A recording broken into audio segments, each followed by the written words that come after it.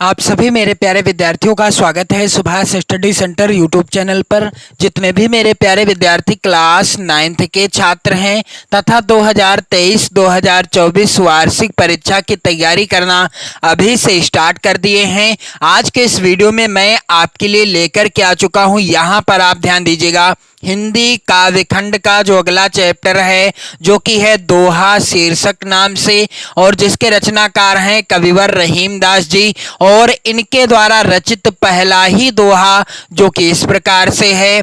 जो रहीम उत्तम प्रकृति का करि सकत कुशंग, चंदन विष व्यापत नहीं लिपटे रहत भुजंग। तो मेरे प्यारे बच्चों, आप इस वीडियो को जरूर शेयर कर देना, और यदि आप चैनल पर नए हो तो चैनल को जरूर सब्सक्राइब कर लेना। और इसके पहले का जो पाठ था पदावली शीर्षक पाठ, जो कि मीराबाई जी के द्वारा रचित था और जिसमें कुल 5 पद थे। यहाँ पर आप सभी लोग ध्यान दीजिएगा। पहला पद था बसो मेरे नयनन में नंदलाल, और दूसरा पद था पायो जी मैं तो राम रतन धन पायो, तीसरा पद था माई री मैं तो लियो गोविंदो मोल, और चौथा पद था, यहाँ पर आप सभी लोग ध्यान दीजिएगा, मैं तो सांवरे के रंग राची, पांचवा पद था मेरे तो गिरधर गोपाल दूसरो ना कोई। इन सभी पदों का मैंने अलग अलग वीडियो के माध्यम से संदर्भ, प्रसंग, व्याख्या और काव्य सौंदर्य से रिलेटेड वीडियो प्रोवाइड करा दिए हैं, जो कि आप चैनल की प्लेलिस्ट में देख पाएंगे। तो यदि आप मेरे प्यारे बच्चों अपनी नोट्स बनाना चाहते हैं या 2023-2024 वार्षिक परीक्षा की हिंदी विषय की बेहतर तैयारी करना चाहते हैं तो आप चैनल को जरूर सब्सक्राइब कर लेना। और हिंदी काव्य खंड का जो पहला पाठ है जो कि है साखी शीर्षक पाठ, यहां पर आप सभी मेरे प्यारे बच्चे ध्यान देंगे। साखी शीर्षक पाठ है और जिसकी साखी संख्या 1 है पहली, और यह पाठ रचित है कबीरदास जी के द्वारा। तो पहली साखी क्या है? सतगुर हमसु रीज करी एक कहया प्रसंग, बरस्या बादल प्रेम का भीज गया सबंग। और मेरे प्यारे बच्चों अंतिम की साखी क्या है? कबीर कहाँ गरवियो देही देख सुरंग, दी छड़ियां मिलबो नहीं ज्यों कांचली भुवंग। इन सभी साखियों का यानी साखी संख्या 1 से लगाकर साखी संख्या 15 तक मैंने प्रत्येक साखी का अलग अलग संदर्भ, प्रसंग और साथ ही साथ व्याख्या और काव्य सौंदर्य बताया है वीडियो के माध्यम से। तो यदि आप अपनी नोट्स बनाना चाहते हैं या फिर आप इन सभी साखियों की व्याख्या रटना नहीं चाहते बल्कि समझना चाहते हैं, तो मैं आपसे 100% की गारंटी लेता हूं कि आप चैनल की प्लेलिस्ट में जाएं, वहां से आप वीडियो देखें और अपनी नोट्स बनाएं, और मैं वादा करता हूं कि आपको व्याख्या रटना नहीं पड़ेगा। तो चलिए यहाँ पर जो दोहा है जो कि इस प्रकार से है। जो रहीम उत्तम प्रकृति का करि सकत कुशंग, चंदन विष व्यापत नहीं लिपटे रहत भुजंग। तो मेरे प्यारे बच्चों यहाँ पर आप सभी लोग ध्यान दीजिएगा, संदर्भ आपको कैसे लिखना है। तो यहाँ पर आप सभी लोग ध्यान देंगे, इस तरीके से आप हेडिंग डाल देना संदर्भ, या फिर आप ऐसे लिख सकते हैं शुरुआत के शब्दों को और आखिरी के शब्दों को लिख लें, फिर इसके बाद संदर्भ हेडिंग डालें। दोनों ही सही हैं। तो ज्यादातर सही रहेगा कि यदि आप पद्यांश का कोई भी पद्यांश हो, चाहे दोहा हो या पद्यांश हो, किसी का भी संदर्भ लिखें, उसके शुरुआत के और अंतिम के शब्दों को जरूर लिखें, फिर इसके बाद संदर्भ। तो यहाँ पर संदर्भ क्या होगा? प्रस्तुत दोहा हमारी पाठ्य पुस्तक हिंदी आप काले पेन से लिख देना और सिंगल इन्वर्टेड कामा भी लगा देना। के काव्यखंड भी आप काले पेन से लिखिएगा, सिंगल इन्वर्टेड कामा के अंतर्गत ही लिखिएगा। फिर में संकलित दोहा शीर्षक पाठ से अवतरित है। पाठ का नाम क्या है? दोहा शीर्षक पाठ, और पाठ का नाम भी आप काले पेन से ही लिखिएगा। और जिसके रचयिता कौन है? कविवर रहीम जी हैं। तो मेरे प्यारे बच्चों इस तरीके से संदर्भ लिखा जाएगा इस पाठ के प्रत्येक दोहे के अंतर्गत कि प्रस्तुत दोहा हमारी पाठ्य पुस्तक हिंदी के काव्यखंड में संकलित दोहा शीर्षक पाठ से अवतरित है और जिसके रचयिता कौन है मेरे प्यारे बच्चों? कविवर रहीम जी हैं। और अब बारी आती है प्रसंग की, तो काले पेन से आप हेडिंग डालना। प्रसंग क्या हो जाएगा कि प्रस्तुत दोहे में उत्तम प्रकृति तथा चरित्र की दृढ़ता पर प्रकाश डाला गया है।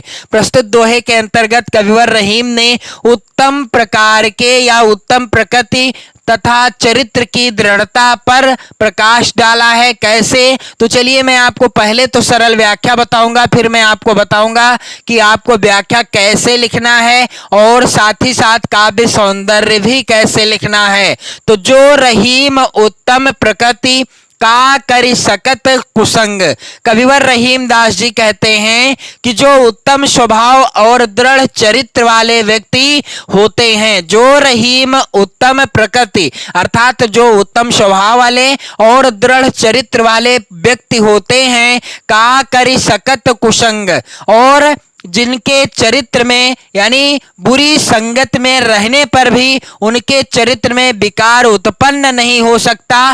का करि सकत कुसंग अर्थात उन व्यक्तियों का कुसंग कोई भी जो है बाल बाका नहीं कर सकता, चाहे वो जितनी बुरी संगत में ही क्यों ना हो, लेकिन यदि उनका चरित्र उत्तम है और साथ ही साथ उनका जो है स्वभाव भी अच्छा है, उत्तम स्वभाव है और दृढ़ चरित्र है, ऐसे व्यक्तियों को बुरी संगति कुछ भी नहीं कर पाएगी, यानी उनका कुछ भी नहीं कर पाएगी। जो रहीम उत्तम प्रकृति का करि सकत कुसंग, चंदन विष व्यापत नहीं लिपटे रहत भुजंग। कविवर रहीम जी कहते हैं कि जिस प्रकार चंदन के वृक्ष पर चाहे जितने भी विषैले सर्प लिपटे रहें, परंतु उस पर सर्पों के विष का प्रभाव नहीं पड़ता है। चंदन विष व्यापत नहीं, यानी चंदन के पेड़ पर सांप का विष का प्रभाव, यानी तमाम या अनेक सर्प लिपटे रहते हैं चंदन के वृक्ष से,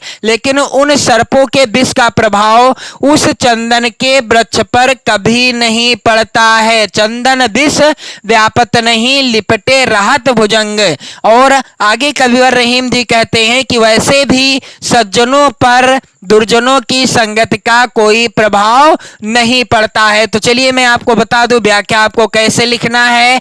तो जो रहीम उत्तम प्रकृति का करि सकत कुसंग, मेरे प्यारे बच्चों इस तरीके से आप हेडिंग डाल देना, काले पेन से आप हेडिंग डालना व्याख्या। और आप सभी से निवेदन है कि आप पहले से मौजूद वीडियो जरूर देख लें और अपनी नोट्स भी तैयार कर लें, साथ ही साथ वीडियो को शेयर भी कर दें। तो मेरे प्यारे बच्चों यहाँ आप ध्यान दीजिएगा कि जो रहीम उत्तम प्रकृति का करि सकत कुसंग, कविवर रहीम कहते हैं कि जो उत्तम स्वभाव और दृढ़ चरित्र वाले व्यक्ति होते हैं, बुरी संगत में रहने पर भी उनके चरित्र में विकार उत्पन्न नहीं होता है। जो रहीम उत्तम प्रकृति का करि सकत कुसंग, चंदन विष व्यापत नहीं लिपटे रहत भुजंग। कविवर रहीम जी आगे क्या कहते हैं कि जिस प्रकार से क्या होता है, चंदन के वृक्ष पर चाहे जितने भी विषैले सर्प लिपटे रहें, परंतु उस पर सर्पों के विष का प्रभाव नहीं पड़ता है, वैसे भी सज्जनों पर दुर्जनों की संगत का कोई प्रभाव नहीं पड़ता है। तो मेरे प्यारे बच्चों उम्मीद करता हूं कि आपको व्याख्या अच्छे से समझ में आ गई होगी। चलिए काव्य सौंदर्य अब कैसे लिखना है। तो काव्य सौंदर्य इस तरीके से आप हेडिंग डाल देना काले पेन से। पहला बिंदु है दृढ़ चरित्र और उत्तम स्वभाव वाले व्यक्तियों के चरित्र पर बुरे चरित्र वाले व्यक्ति के बुरे आचरण का प्रभाव नहीं होता है। यानी जो दृढ़ चरित्र और उत्तम स्वभाव वाले व्यक्ति होते हैं और उनके चरित्र पर बुरे चरित्र वाले जो व्यक्ति होते हैं, उनका बुरा आचरण या उनके बुरे आचरण का प्रभाव उन व्यक्तियों पर नहीं पड़ता है। अगला बिंदु है भाषा। तो मेरे प्यारे बच्चों यहाँ पर जो दोहा दिया गया है इसकी भाषा क्या है? ब्रज भाषा है। अगला बिंदु है रस। तो यहाँ पर कौन सा रस है? शांत रस है। और इसके बाद अगला बिंदु है छंद। तो यहाँ पर दोहा छंद है। तथा अलंकार कौन सा है? दृष्टांत अलंकार है। तो मेरे प्यारे बच्चों आप सभी लोग एक और काम करिएगा कि इस वीडियो को जरूर शेयर कर दीजिएगा ज्यादा से ज्यादा। मेरे प्यारे बच्चों आप सभी इष्ट मित्रों में तो आप सभी से निवेदन एक और है कि आप अपने प्यारे प्यारे कमेंट भी करते रहो। और इसके आगे के क्रम में मैं आपको पढ़ाऊंगा रहीम जी का अगला दोहा, जो कि इस प्रकार से है। यहां पर आप सभी लोग ध्यान दीजिएगा। रहीमन प्रीत सराहिए, मिले होत रंग दून, ज्यों जरदी हरदी तजय, तजय सफेदी चून। इस दोहे का मैं आपको अगले वीडियो में संदर्भ, प्रसंग, व्याख्या और काव्य सौंदर्य बताऊंगा। तो यदि आप भी करना चाहते हैं 2023-2024 वार्षिक परीक्षा की बेहतर तैयारी हिंदी विषय से, तो आप चैनल को जरूर सब्सक्राइब कर लो, वीडियो को लाइक कर दो, शेयर कर दो। पढ़ते रहें, मस्त रहें, स्वस्थ रहें। जय हिंद।